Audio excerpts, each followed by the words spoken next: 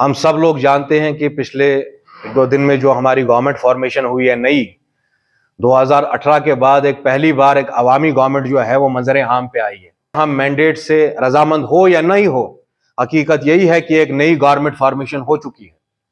हम भी चाहेंगे कि भाई जो नई हुकूमत है, जो वादे उन्होंने इलेक्शन से पहले किए हैं जम्मू कश्मीर के अवाम के साथ, हम उनको याद दिलाना चाहते हैं। वो कल ही के दिन जो हमारी ओथ सेरेमनी हुई, अभी गवर्नमेंट बनी नहीं है, तो कांग्रेस और नेशनल कॉन्फ्रेंस में जो हम पहले ही देख रहे हैं कि तजाद चल रहे हैं, अभी तो गवर्नमेंट फॉर्मेशन हुई नहीं है, कोई बड़ा डिसीजन लिया नहीं है हुकूमत में, पहले ही हम अलायंस में वो दरारें जो हैं वो हमें नजर आ रही हैं। हम उम्मीद करेंगे, सबसे पहले we want to congratulate the people of Jammu and Kashmir कि एक डिसाइसिव मैंडेट उन्होंने दिया एक पॉलिटिकल पार्टी को, एक अलायंस को। शायद हम उससे मुतफिक हो या नहीं हो वो अलग बात है, मगर एक डिसाइसिव मैंडेट दिया। जो गलती 2014 में हुई दोबारा उसको दोहराया नहीं गया ताकि उस तरह के नताइज नहीं आए। और बड़ी उम्मीदें हैं जो उमर साहब की गवर्नमेंट आई है, अभी उमर साहब ने कल ही हल्फ लिया है, बहुत बड़ी बड़ी उम्मीदें हैं क्योंकि they have made lofty promises to the people of Jammu and Kashmir. और मैं उम्मीद करूंगा कि वो अपने उन तमाम जो प्रॉमिसेस है उनको फुलफिल करेंगे अगले 5 साल में, या जितनी देर तक उनकी हुकूमत चलेगी। कुछ चीजें मुख्तसर मैं अवाम के सामने रखना चाहूंगा जो इनके मंशूरों में भी है, और हम उम्मीद करेंगे फिल फोर उन पे अमलावरी हो। सबसे बड़ी बात जो नेशनल कॉन्फ्रेंस ने की वो है कि restoration of article 370 and 35A। और अभी हुकूमत में हल्फ नहीं लिया था कि पहले ही उस पर हमने यू टर्न देख लिया कि भाई इस गवर्नमेंट से हम नहीं मांग सकते क्योंकि ये बीजेपी की हुकूमत है। भाई शायद ये बातें आपको इलेक्शन लड़ने से पहले ये सोच लेना चाहिए था कि ये एक आग का समंदर है, ये आग का दरिया है, उसको डूब के जाना है इसमें। ये बात नेशनल कॉन्फ्रेंस की लीडरशिप उमर साहब, फारूक साहब को पहले सोचनी चाहिए थी जब वो कश्मीरियों से बड़े बड़े वादे कर रहे थे। If I had mentioned restoration of 370 in my manifesto, we have a road map for that. हमारे पास एक प्लान है, एक स्ट्रेटेजी है, लाइन ऑफ एक्शन है उसके लिए। आज उमर साहब नहीं बोल सकते कि नहीं आज बीजेपी का प्राइम मिनिस्टर है इसलिए मैं 370 वापस नहीं ला सकता हूं, या कल ही के दिन मैंने हल्फ लिया तो मैं दस्तबरदार हो जाता हूं। बड़े अफसोस के साथ मुझे कहना पड़ेगा कि ट्यूसडे के दिन, आज से 1-2 दिन पहले वड़वन में आग लग गई, और बड़ा मेरी दिल को खलिश हुई कि आज भी इतना भारी मैंडेट, इतना हैवी मैंडेट के बाद भी हमारे लीडर्स ने प्रेफरेंस दी एक क्रिकेट मैच को।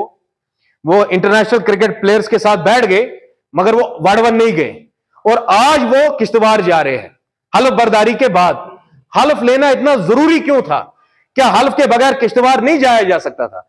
क्या हल्फ के बगैर मड़वा के लोगों से हमदर्दी का इजहार नहीं किया जा सकता था? यह सवाल मैं वक्त की हुकूमत से पूछना चाहता हूं। और कश्मीरी अवाम को मैं कुछ बातें बताना चाहता हूं।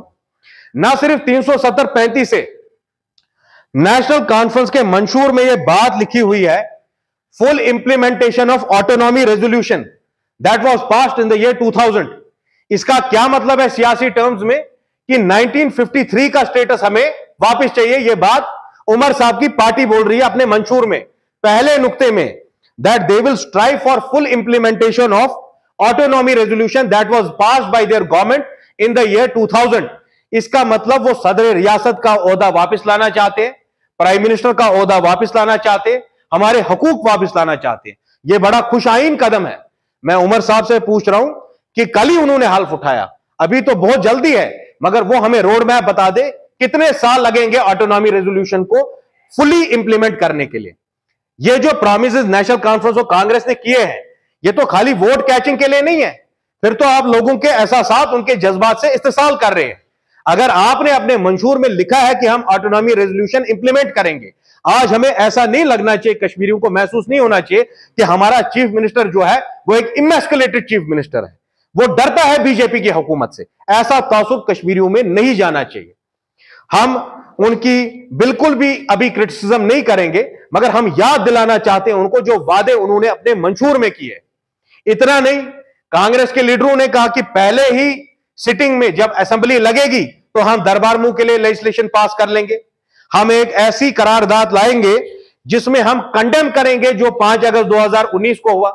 भाई सारी लड़ाई तो वही है कि 5 अगस्त 2019 को जो हमारे हकूक छीने गए, अब उमर साहब सड़क, बिजली, पानी से उसको सब्स्टिट्यूट नहीं कर सकते हैं। उमर साहब ने कल बड़ा एक उन्होंने फरमान जारी किया डीजीपी साहब को कि मेरे लिए ग्रीन कॉरिडोर ना बनाया जाए।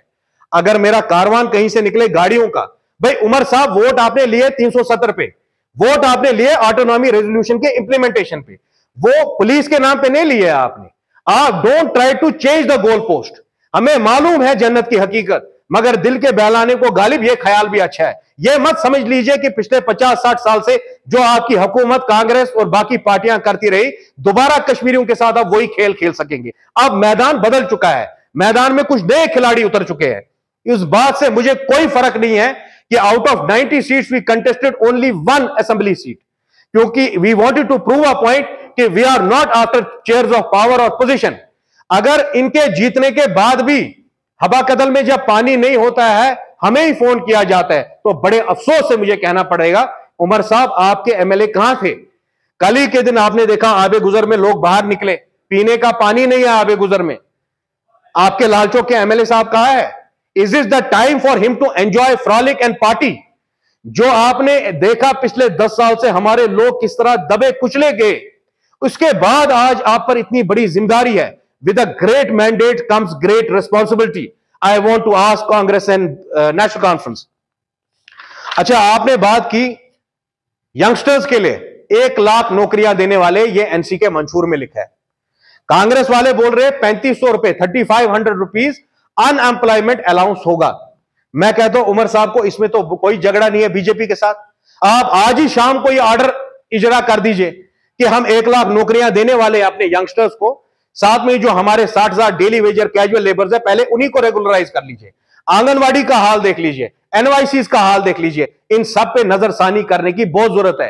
Cricket matches can wait, parties can wait, photos can wait, enjoyment can wait. आप जो आज इतनी, मुझे ऐसा लग रहा है कि जो अभी हुकूमत आई है, इन्होंने पता नहीं कौन सा बड़ा कला फतह किया है। जैसे मसले कश्मीर हल कर दिया इन्होंने, या इन्होंने 370-35 से वापस ला लिया है, या कोई नई इन्होंने प्राइम मिनिस्टर बना दिया हिंदुस्तान में, मोदी को हरा दिया। ये जिस तरह खुशियां मना रहे, ऐसे लग रहा है पता नहीं कौन सा बड़ा किला फतह किया है इन्होंने। Just by virtue of the fact, लोग नहीं चाहते थे कि जो 2014 में हो, इसीलिए एक भारी मैंडेट इनको मिला है। इस मैंडेट के साथ बहुत बड़ी रिस्पॉन्सिबिलिटी इन पे आयद होती है। मुझे बताइए, कांग्रेस वाले बोल रहे हैं 25 लाख रुपए का हम हेल्थ इंश्योरेंस देंगे। आज मैं तारिक करा साहब से पूछना चाहता हूं, आप तो अलायंस पार्टनर है इस गवर्नमेंट में, कौन रोक रहा है आपको? आप अगले ही हफ्ते में अनाउंस कर लीजिए कि हम 25 लाख रुपए का हेल्थ इंश्योरेंस हर कश्मीर के फर्द को देंगे। I would be the first one two welcome this move. ये वो जमाना चला गया कि कुछ लोग अपोजिशन में आ जाते थे और कुछ हुकूमत में आते थे। जो हुकूमत में आते थे उनके खिलाफ कोई बात नहीं करता था, जितनी देर तक नए लोग ना आ जाए।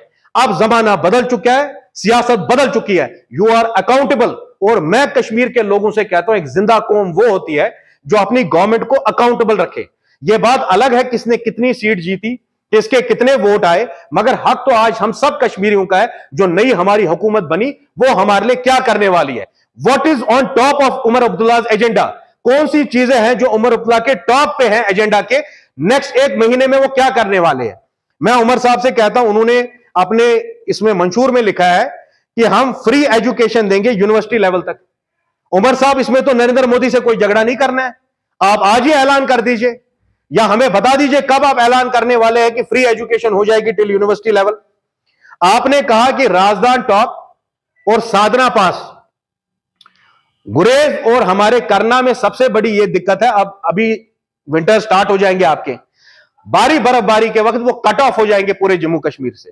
उमर साहब, इन टनलों का क्या होने वाला है? कांग्रेस ने भी अपने मंशूर में लिखा है, आपके अलायंस पार्टनर है, मुझे बता दीजिए। 100% इंश्योरेंस स्कीम उन्होंने लाई है एग्रीकल्चर हॉर्टिकल्चर के लिए। इसमें तो बीजेपी के साथ कोई झगड़ा नहीं है, इसमें तो आपकी हुकूमत को कोई खतरा नहीं होगा।